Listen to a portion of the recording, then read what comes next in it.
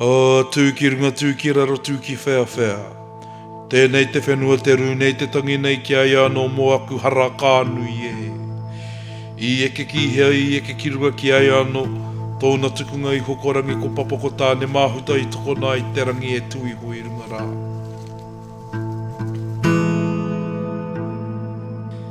Te Whakahononga, a Māori-led initiative to save the kauri from kauri dieback and the myrtle species from myrtle rust.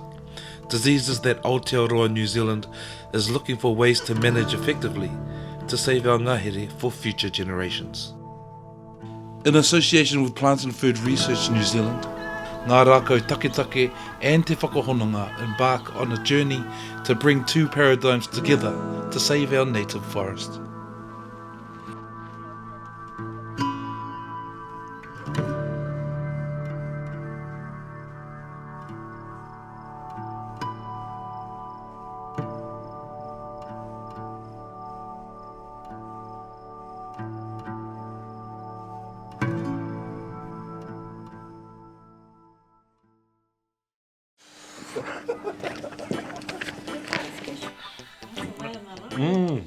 Yeah. Meet our Māori co-leads from Te Whakahononga, a bright and happy bunch from the four winds of Aotearoa, absolutely dedicated to the cause.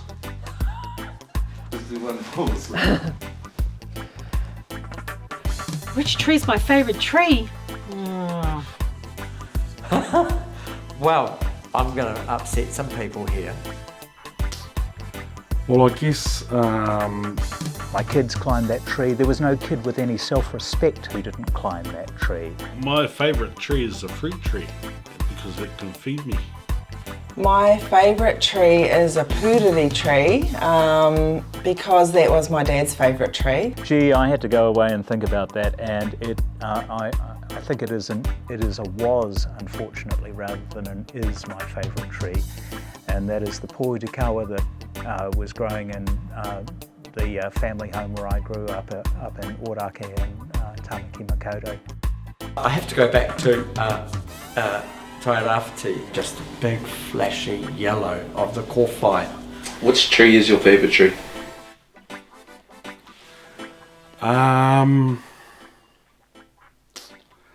Well, I guess the kauri. It's part of our whakapapa. You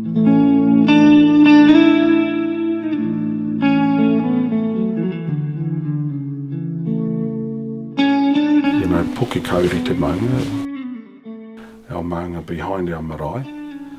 And the kōrero we had today, if we lose our kauri, so for patu harakeke, if we lose our kauri on our hill behind our marae, that's called puki kauri, we lose our identity. So what is Te Whakahononga? Te Whakahononga is an approach we're using to elevate mana whenua into the research and science system and to elevate mātauranga Māori into Western knowledge systems, alongside Western knowledge systems, to address kauri dieback and myrtle rust. It's a first to really have it formalised in a whole science challenge program, and so that's a big concept. That's a big culture shift in the scientific space, and it was adopted really well in the rako taketake by having co-leadership. Not just a concept, but actually having co-leaders, a Māori co-lead and a science co-lead. Ngā puhi hapu te patu harakeke and their taiao unit have been especially instrumental in looking after the environment. So, what is it called, mate? Pai tokora agata disada. And take two.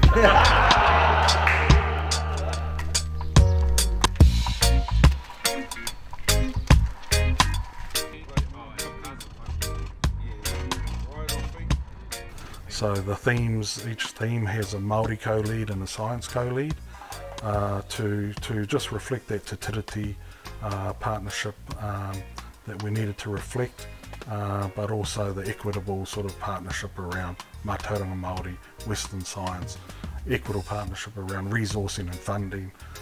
So it's really about, it's the first to be a formalised plan within a whole science challenge.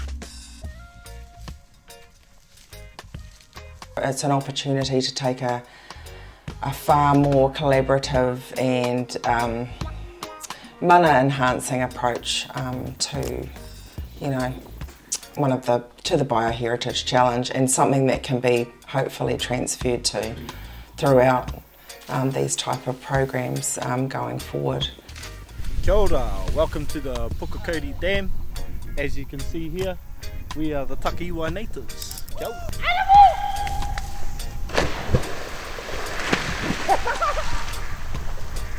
Since we done the biggest bomb! Huh?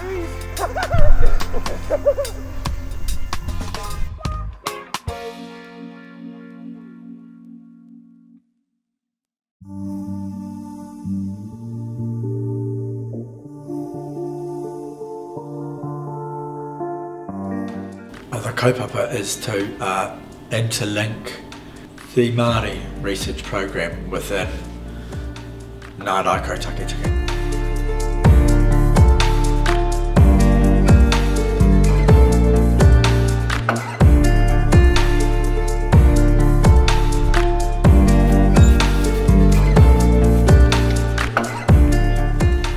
So it's using our tikanga and the way we work is to have Māori working together and not siloed. Because even though Ngā Rākau Taketake is a multidisciplinary, multi-inclusive, Te Tiriti-led program, you still, when you do your deep dive into your daily mahi, you are responsible into your different themes. Well, Te Whakahononga works across those themes to ensure and empower mana whenua and the cultural authority of mātauranga into the program.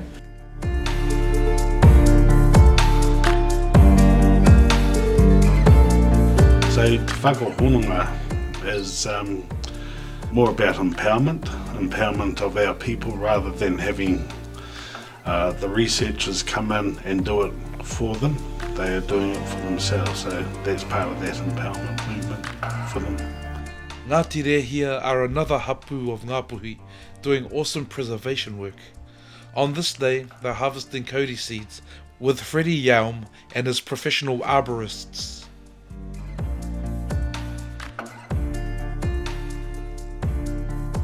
Te Whakahononga is an approach that has challenged quite a few people. It's challenging the establishment because what it's setting out to do is to give mana whenua, or the people on the ground, the ability to do research for themselves, rather than scientists coming in and doing research on their land for their own purpose. What this is enabling mana whenua to do is carry out some of the experiments, collect samples on behalf of the scientists and the work or the projects that they're doing, but it's also getting them involved to the point where they understand the type of science or the research that's been undertaken, and what is actually happening on their land and the impact that it's having to some of the taonga, and the taonga being the myrtle that's affected by myrtle rust, or even the kauri that may be present there.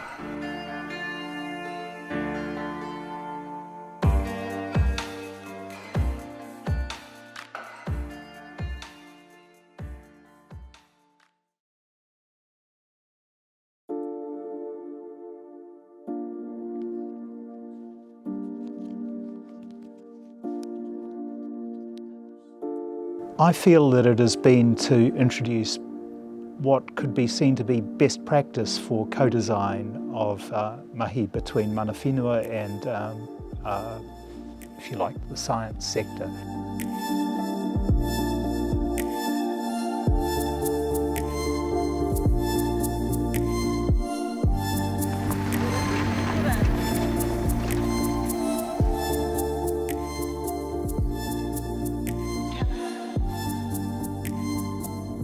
What I like about it is that it formalises, but it isn't prescriptive. You can engage with mana whenua and it has a long list of consideration of here are some of the things that you might like to consider with, but it never assumes a one-size-fits-all model. I think that Waitangi, Julianne, Dave, all the others, Albie, should stand tall and think what they've promoted here is autonomy of mana whenua at local scale, emphasising the primacy of local tikanga and thinking there's a broad remit of things that you would want to consider when you're co-designing research, but there are things that will have primacy in some places and not in others. There will be emphases that differ one to another. I think when I think about what Te Whakahononga stands for, it's about autonomy, it's about individuality. These are the things that I feel that Te Whakahononga as a process emphasises.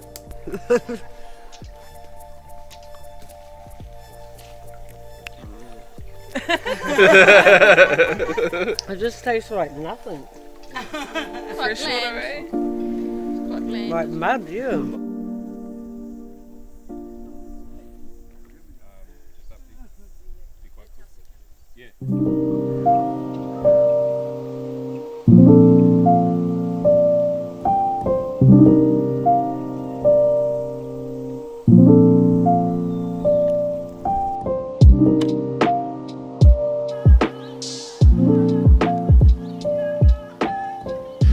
This is one of the many Te Whakahononga wānanga, and it starts here at Hei Marae. This is you doing research on the ground that is informing research and scientists and science that influences the decisions that Crown and other bodies make. Ngā rākau takitaki, when Māori co-leads were engaged to the research, we could see that there were over 100 scientists wanting to work with Māori or work with taonga or work on science or research that impacted taonga, so kauri, myrtaceae species, rata, pūtakawa, ramarama, etc. And so we proposed to our Pākehā science co-leads that we needed a different approach, as opposed to having a swamp of researchers and scientists talking to Māori and taking up the space and time of Māori to address their research. And so Te Whakahononga was established as an approach that allowed a streamline for engagement of researchers and scientists directly with mana whenua. The whānau have awesome learning opportunities at these wānanga. For example, today they are sharing info with scientists about myrtle rust. There's just different sorts of rust, eh? Oh, okay, I thought it might have been early stages or... It's got myrtle rust on it. Myrtle rust, but different sort of myrtle rust. Cheer it up. You can see the pustules on the stem and on the new leaves. And I'm happy to help you find, have a look yourselves, but afterwards, don't get worried if you can't see it, because I'm happy to go through and show you where it all is and show you some of the symptoms. It's really just changing the culture of scientists and science organisations. Traditionally, the approach has been to go to a place, a ngahere, a maunga or an environment, and just collect samples, take them back to the lab and extract what research they're aiming for. And so that's inappropriate actually for our mana whenua, because they need to be involved in that transaction. Our mana whenua need to be a part of what's happening there, and because we're dealing with whakapapa. So if seedlings are being taken from our ngahere, we need to know. Would get Western scientists or people from the Crown Research Institutes or universities come in and say, we want to do a bit of work on your land. They'd have a bit of a hui, talk about their science, then ask for permission. If they did that, some didn't even do that, to access their land and collect samples and do some observations.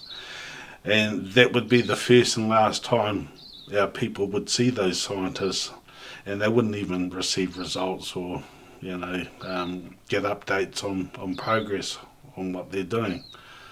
So Te Whakahononga is certainly a change in what does occur now because they're involved from day one. So changing the culture from just coming in and taking things to actually intercepting that and saying, come and have a cup of tea, come to our marae, come and have a kōrero so we can understand what you need, and actually we need some information as well as a part of that research and kind of develop something together. That's the culture we're trying to move towards, and Te Whakahononga in this whole research program is helping to facilitate that. So we had this opportunity to create a new pathway that enabled these relationships to be formed directly between mana whenua and scientists, that enabled mana whenua to take the lead on projects and be involved as little or as much as they wanted to, but also to have confidence that their mātauranga was being respected and protected. We want to know what the technology is, we want to know where the plants will go, what is the purpose of it, what is the purpose of that sample. We want a contract around it, we want an agreement around it. If it's repurposed, if that information, data or taonga is used for something else, we want to be able to discuss what that other thing is, because that has whakapapa back to us.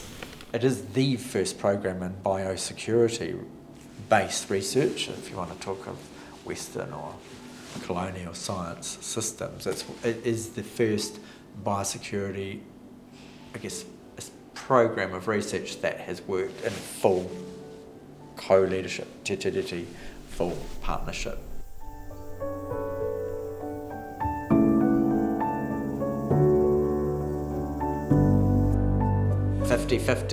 Not, there's been a lot of kaupapa Māori research, but it's often in a box or it's often not weighted evenly.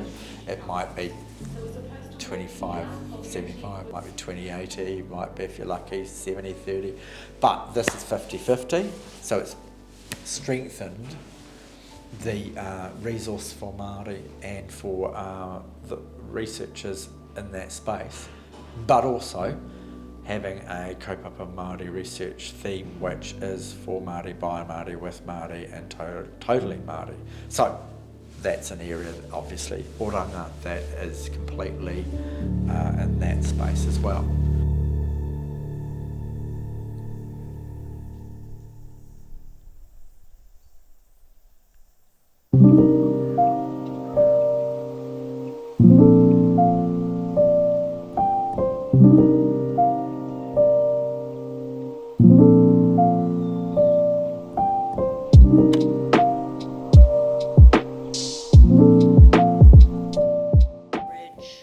We have sovereign authority over the data, taonga and information as afforded to us by Te Tiriti o Waitangi and the obligations set in place between the government and mana whenua. Yeah, well, data sovereign permissions that are required, so there's disclosure documents that they have to complete prior to undertaking their work, and those disclosure documents actually outline the type of data they're collecting, the areas that they're working on, the type of species that they're working on, what's happening with the data, what's happening with the samples, whether that's returned to them, and whether they get updates on the information or the results. As you can imagine, data sovereignty is so important. Te Whakahononga is a true representation of mana Māori motuhake. Article 2 of Te Tiriti says it all. It guarantees in perpetuity rights over over Indigenous flora and fauna. Starting with that as a fundamental driver, that says devolve to hapu iwi whānau sovereignty over the taonga that are theirs.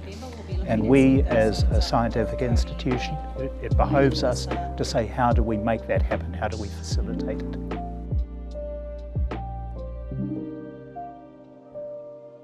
To me, data sovereignty, it starts from a foundation of me as Māori, or others as Māori, as mana whenua, having the confidence and the trust in a system, in a program, in their partners to share information, to invite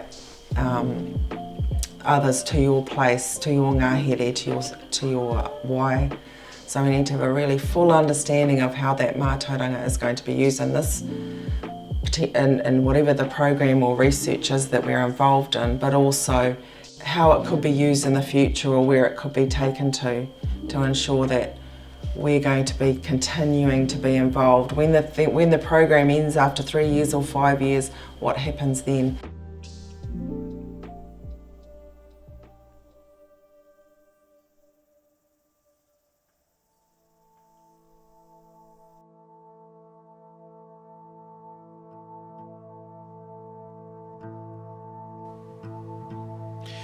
Nearing the end of 2022, Te Whakahononga brings expert scientists and mana whenua together once more to wānanga and learn from each other. The year has been a success, a definite game changer.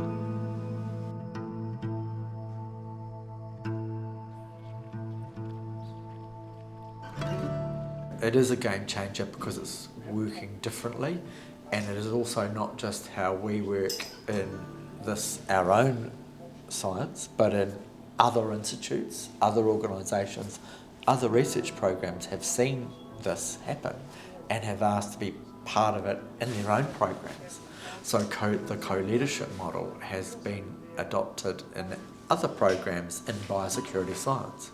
So obviously there are co-leaderships in other disciplines and areas, but in terms of this space, it's been very much seen as a game changer. And the world hasn't ended because we've done it. Like suddenly Māori are in the room, not in just one or two, but in full, authentic, honest partnership, and not just having the crumbs at the end of the table. It's actually a true equitable sharing of resource and time and funding, and the world hasn't ended. In fact, there's lots of amazing opportunities. The game changing is that other institutes have seen, actually this is how we want to work with mana whenua, because we have research areas and we have collections of taonga that we'd love to do this.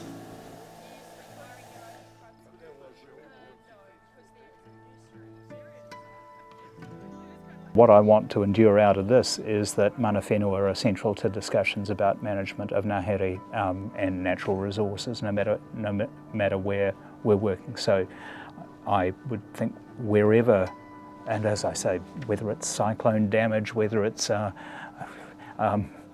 fires, droughts, whatever will be the problems that are faced, that it's a collective approach and that it works best in that way. I'm not going to say that we're at the optimum stage of all projects being co-designed. I'd like to see us get there. I'll do that and advocate for that the best I can. Our people may have solutions in their knowledge system that need to be explored or need to be at least considered, and you know, we can't wait for some of these species to disappear before we're motivated into doing something about it. So you know, there is hope for our people if we do motivate ourselves to do it and not wait for others to sort of motivate us into doing something.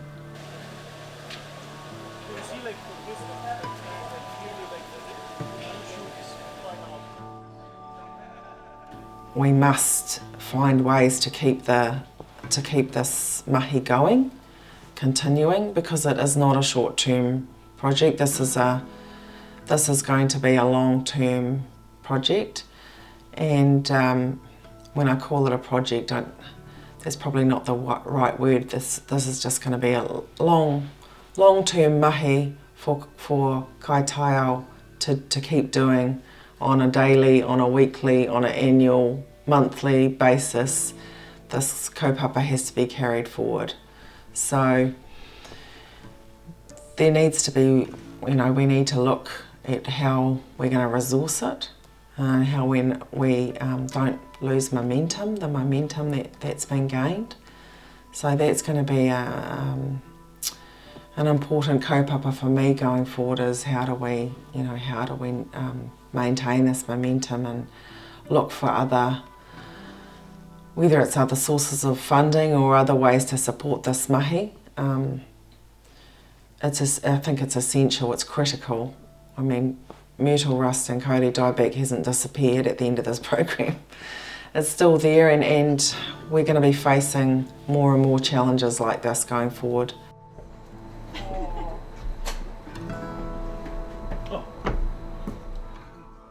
Mana whenua need to be part of the research, and Te Whakahononga has allowed us to test that particular concept, that Māori and scientists working together are able to best find solutions for particularly kauri dieback and myrtle rust, and that actually the journey that they go along together allows for better communication, hopefully in the future, because it's not right at the moment, but soon, better communication, closer working relationships, and the elevation, better outcomes and better prioritisation of research investment for New Zealand, Aotearoa, not just for us as Māori. It's actually our tupuna, it's our tuakana, so we have a really proper responsibility to look after our taiao. And so knowing that mātauranga and that responsibility and being able to help a different knowledge base understand that has got to be helpful. Our mātauranga is really entrenched in our whakapapa. It's really connects us with our environment, and like I said before, it's that responsibility, to really represent our rangatira rākau in this instance as best as we possibly can based on our values.